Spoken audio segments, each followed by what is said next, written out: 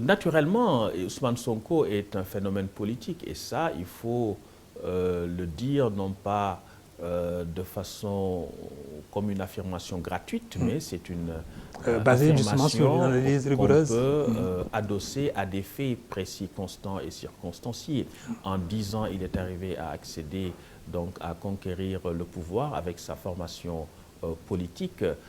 Il a, en 2017 déjà, lors des législatives, il avait un siège de député C'était admis, lui-même. obtenu avec Le plus fort au reste. plus fort reste. En 2019, il arrive troisième à la présidentielle et en 2024, c'est le candidat de son parti, le candidat qu'il a désigné, qui arrive à la magistrature suprême.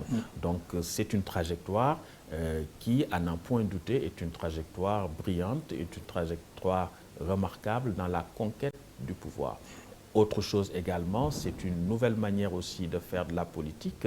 On a vu qu'ils ont commencé, au début, le PASTEF, c'était les idées, c'était le rôle des APE, comment l'Afrique devrait s'organiser par rapport à cela. Je me rappelle une conférence qu'il avait tenue en 2014 à l'université Gaston Berger de Saint-Louis, à laquelle j'avais personnellement assisté, c'était en 2014.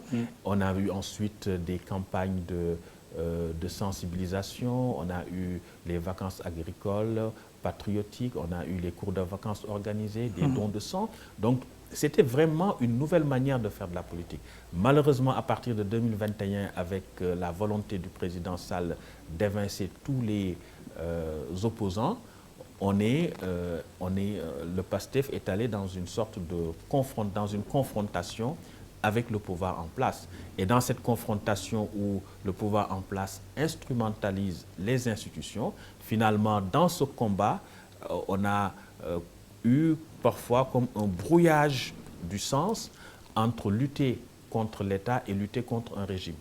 Et cela a entraîné les violences que l'on sait et qui sont regrettables. Mais au début, il faut dire que ce n'était pas l'option première du PASTEF.